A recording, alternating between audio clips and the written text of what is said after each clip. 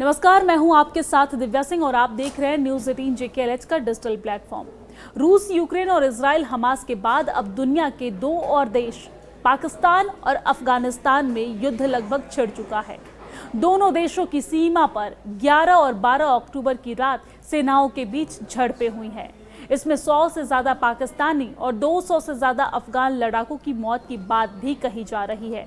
तो आइए जान लेते हैं कि आखिर इन दोनों देशों को हथियार कौन सप्लाई करता है और ये हथियार जो सप्लाई किया जाता है ये कितना हाईटेक है, किसके पास ज्यादा शक्तिशाली हथियार है वो भी इसमें जान लेते हैं। दरअसल दक्षिण एशिया के दो देश अफगानिस्तान और पाकिस्तान लंबे समय से राजनीतिक अस्थिरता, आतंकवाद के कारण गरीबी के शिकार रहे हैं। एक दूसरे से सीमा साझा करने वाला इन दोनों देशों के हालात का फायदा उठाकर विदेशी ताकतें इन पर हावी रही हैं। भले ही पाकिस्तान साल 1947 से एक स्वाधीन देश है, पर कई बार तख्तापलट के कारण ये कोई खास तरक्की नहीं कर पाया है। वहीं अगर अफगानिस्तान की बात करें तो अफगानिस्तान से साल 2021 में अमेरिकी फौजों के जाने के बाद तालिबान ने सत्ता पर कब्जा किया है। इतने कम समय में तालिबान सरकार को ज्यादा कुछ करने का मौका नहीं मिला है।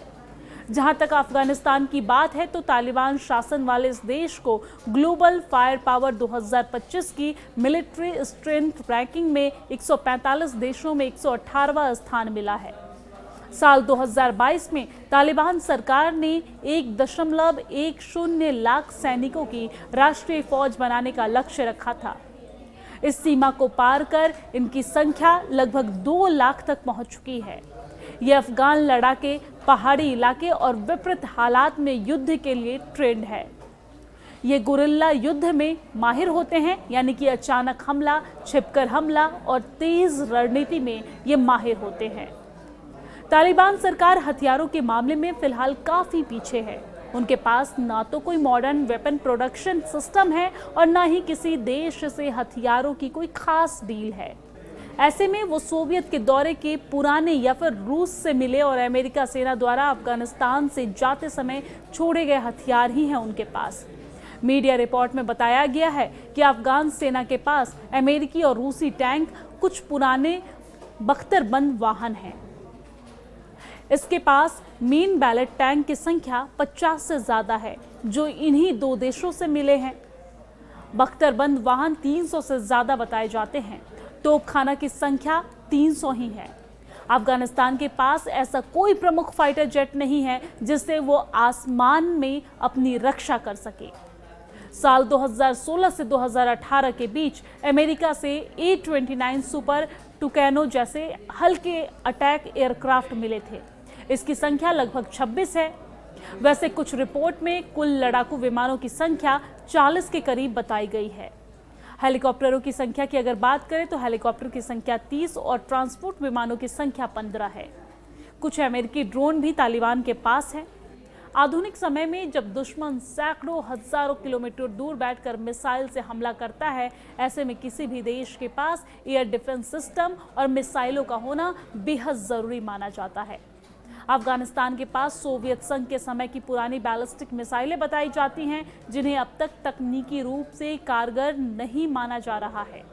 कुछ मीडिया रिपोर्ट्स में यह भी दावा किया जा रहा है कि तालिबान ने हाल के सालों में कुछ नई मिसाइलें और सिस्टम खरीदे हैं, पर ये किस देश से मिले हैं इसके बारे में कोई जानकारी नहीं है। बताया जाता है कि तालिबान के पास कुछ short range anti aircraft gun व रॉकेट लॉन्चर जरूर है और अब वो रूस की मदद से अपना एयर डिफेंस सिस्टम सुधारने का प्रयास कर रहा है। सैन्य ताकतों के मामले में पाकिस्तान अपने पड़ोसी देश अफगानिस्तान से कहीं ज्यादा आगे है। उसे ज्यादातर हथियार चीन और उसके बाद अमेरिका से मिलते हैं। कंगाली की कगार पर खड़े पाकिस्तान ने कर्ज ले लेकर सेना को मजबूत बनाने की कोशिश जारी रखी है। विश्व स्तर पर पाकिस्तान 5वां सबसे बड़ा हथियार आयातक है, जिसने 80% से भी ज्यादा हथियार चीन से खरीदे हैं। वहीं F-16 जैसे फाइटर जेट पाकिस्तान को अमेरिका ने दिए हैं। अफगानिस्तान के मुकाबले पाकिस्तान की सेना काफी बड़ी है। ग्लोबल फायर पावर 2025 की मिलिट्री स्ट्रेंथ रैंकिंग में पाकिस्तान को दुनिया में 12वां स्थान मिला है।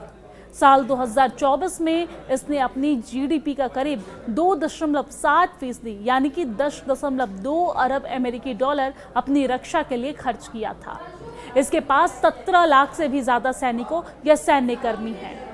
पाकिस्तानी एयरफोर्स के पास 1399 विमान हैं और इसकी थल सेना 1839 टैंकों से लैस है।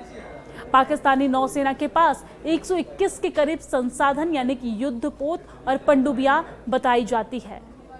पाकिस्तान के पास परमाणु हथियार भी है और इसका परमाणु हथियार कार्यक्रम मुख्यतः शॉर्ट और मीडियम रेंज मोबाइल बैलिस्टिक मिसाइलों पर आधारित है। चीन की तकनीकी मदद से पाकिस्तान का परमाणु और मिसाइल कार्यक्रम काफी मजबूत हुआ है।